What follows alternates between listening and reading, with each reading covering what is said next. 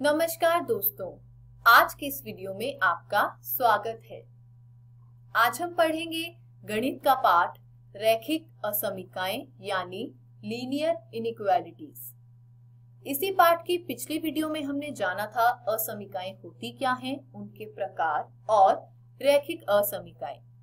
उसी पाठ को आगे बढ़ाते हुए डालते हैं नजर कि आज के इस वीडियो में हम क्या पढ़ेंगे। एक चर राशि के रैखिक असमीकाओं का बीजगणितीय हल यानी algebraic solutions of linear inequalities. तो चलिए इसी विषय को हम समझने की कोशिश करेंगे एक उदाहरण की सहायता से। आपके सामने एक उदाहरण दिया गया है, उसमें असमीका है 30x जो कि छोटी है 200 से। इस पर हम विचार करते हैं। हम इसमें x का मान डालकर देखेंगे और देखेंगे ये कथन जो है वो कब तक सत्य होगा। तो x बराबर 0 के लिए बाएं पक्ष यानी 30 गुना x में हम x के स्थान पर 0 डाल देंगे। तो 30 जब 0 से गुना होगा तो होगा 0 और 0 जो होता है वो 200 से छोटा होता है। तो यहाँ जो हमारा कथन है वह सत्य हुआ। आगे बढ़े तो हमने यही देखा x बराबर 1 के लिए बाएं पक्ष में x के स्थान पर 1 डाला गया। तो 30 गुना 1 हुआ 30 जो कि 200 से छोटा है।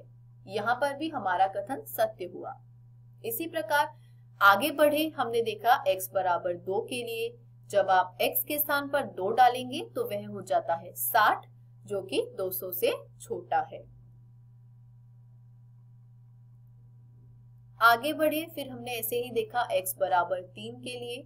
आप इसको आराम से देखकर समझ सकते हैं कि 30 3 से गुना हुआ तो हुआ 90 जो कि 200 से छोटा है। फिर x बराबर 4 के लिए भी हमने देखा 30 गुना 4 हुआ 120 जो कि 200 से छोटा है। अगला हुआ x बराबर 5। यहाँ पर जब हमने x बराबर 5 के लिए देखा तो 30 5 से गुना होकर हुआ 150 जो कि 200 से छोटा है। आगे बढ़े, यही मान हमने x बराबर 6 के लिए देखा 180 आया उसको गुना करने पर जो कि 200 से छोटा है। और ठीक उसी प्रकार x बराबर 7 के लिए बाएं पक्ष में आप देखिए जब 30 7 से गुना होता है तो वो होता है 210 जो कि 200 से छोटा नहीं है, यानी यह कथन जो है वह सत्य नहीं है। तो इसी से हमको हमारी असमीका का हल प्राप्त होता है। उपर्युक्त असमीका को सत्य कथन करने वाले x के मान केवल 0, 1, 2, 3, 4, 5 और 6 हैं। क्यों? क्योंकि 60 डाला तो 210 आ गया और वो 200 से छोटा नहीं है। तो x के उन मानों को जो दिए हुए असमीका को एक सत्य कथन बताते हैं उन्हें हम असमीका का हल कहते हैं। और वह जो समुच्चय होता है उन सभी संख्याओं का, उनको हम हल समुच्चय कहते हैं। आइए देखते हैं पहला नियम। कहा गया है कि एक समीकरण के दोनों पक्षों में समान संख्याएं जोड़ी अथवा घटाई जा सकती है। तो उदाहरण के लिए देखिए, सबसे पहले आपके सामने एक समीकरण दे रखा है x प्लस वाई बराबर 5। अब इस समीकरण के दोनों पक्षों में यदि 2 जोड़ा जाए तो उत्तर में आपको प्राप्त होगा x प्लस वाई प्लस 2 बराबर 5 प्लस 2।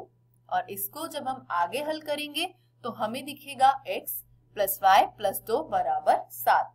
यानी आप समीकरण के दोनों पक्षों में समान संख्याएं जोड़ सकते हैं। अब देखते हैं घटाने की विधि को।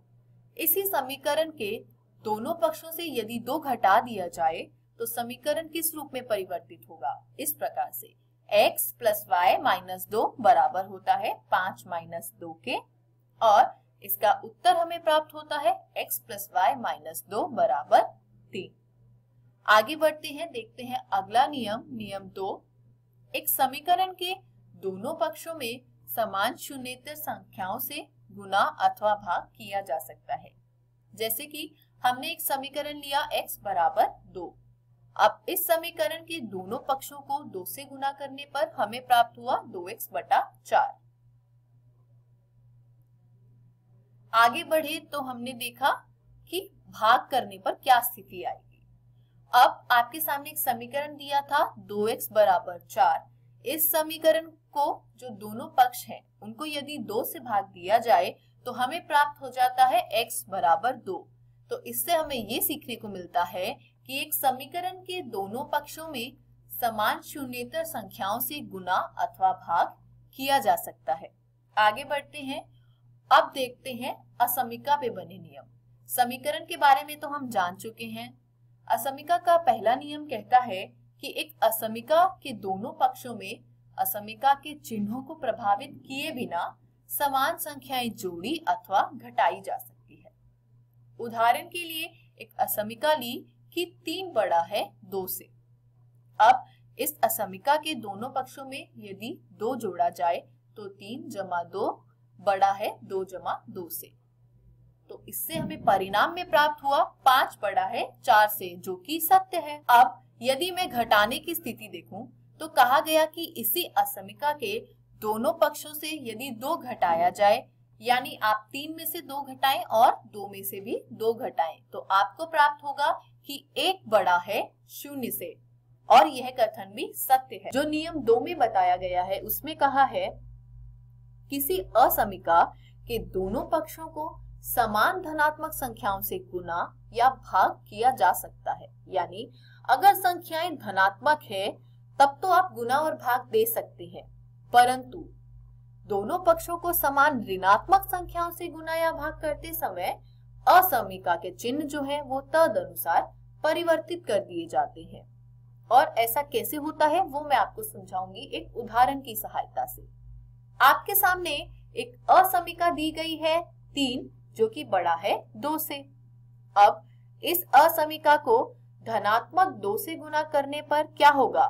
2 से गुना कीजिए बाएं पक्ष में, 2 गुना 3 6, और दाएं पक्ष में करने पे आएगा 2 गुना 2 4। तो 6 जो है वो 4 से बड़ा है। आप फिर से इसी असमीका को लीजिए और अब की बार इस असमीका को ऋणात्मक 2 से गुना करिए। तब ऋणात्मक 2 से करने पर -2 3 से गुना होके क्या होता है? -6, और ये जो 2 है वो जब गुना हो जाएगा -2 से तो हो जाएगा -4। यहाँ पर देखिए ये जो -6 है, -6 जो संख्या रेखा आपकी होती है उस पे आप जैसे जैसे बाईं ओर बढ़ते जाएंगे, जैसे -1 -2 -3, वह अंक वैसे वैसे छोटा होता जाता है। तो -6 जो है वो -4 से छोटा होता है। तो यहाँ पर चिन्ह देखिए असमीका का परिवर्तित हो गया। आगे बढ़ते हैं और देखते हैं एक उदाहरण। कहा गया है उदाहरण में एक असमीका दे रखी है 30x जो कि छोटा है 200 से। इसका हमें हल ज्ञात करना है और कहा गया है x एक प्राकृत संख्या है। अब यहाँ पर आप x बराबर 0 1 2 ऐसे डालकर नहीं देखेंगे, वो आपको केवल हल समुच्चय और असमीका का हल समझाने के लिए था। इसके लिए हमारा एक अन्य तरीका है। सबसे पहले असमीका को लिख लीजिए 30x जो कि छोटा है 200 से।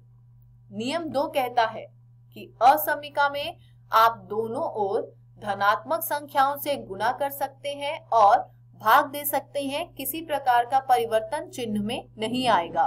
तो 30x और 200 दोनों को ही हमने भाग दे दिया 30 से। इससे क्या हुआ? बाईं ओर केवल एक चर x रह गया और दाईं ओर हमें मिल गया 20/3, जो कि मान होता है 6.67 यानी 6.67। यहाँ पर एक स्थिति दी गई थी कि x एक प्राकृत संख्या है। स्पष्टतः इस स्थिति में x के निम्नलिखित मान कथन को सत्य करते हैं।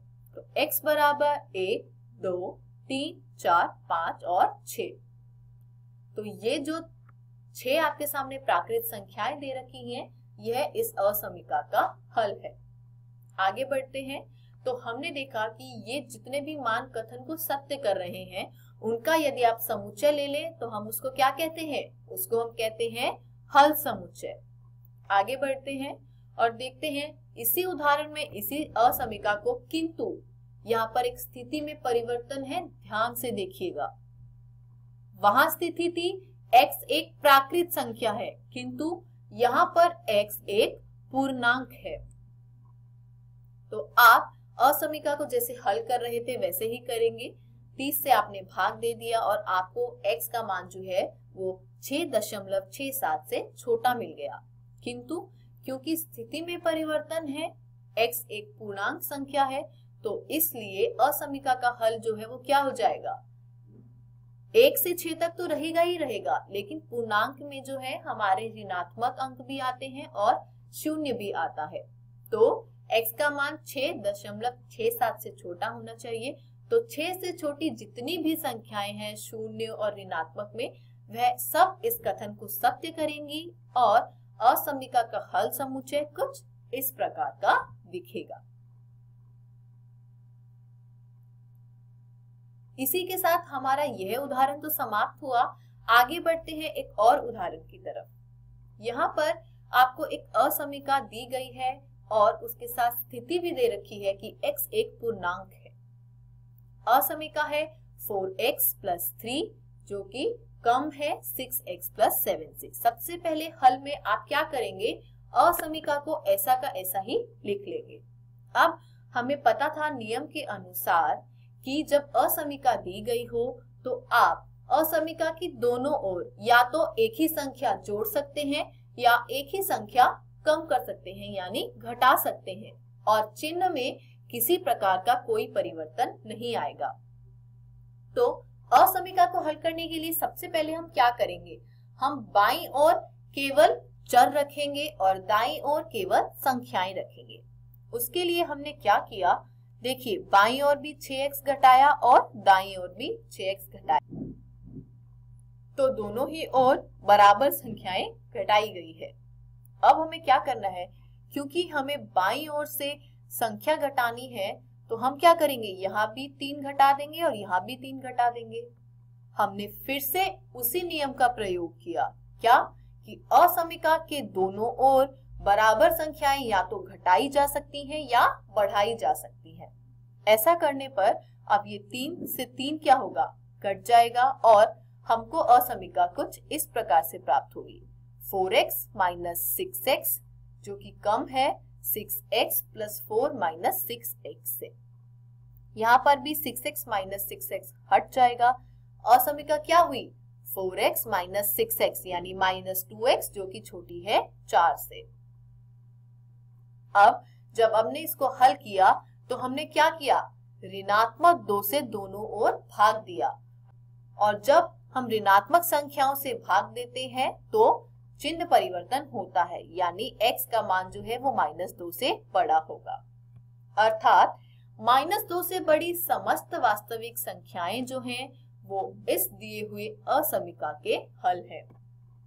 अतः जो हल समुच्चय है वो होगा -2 से अनंत तक। इसी के साथ हमारा यह अध्याय जो है वो समाप्त होता है। आज हमने पढ़ा एक चर राशि के रैखिक असमीकाओं का बीजगणितीय हल।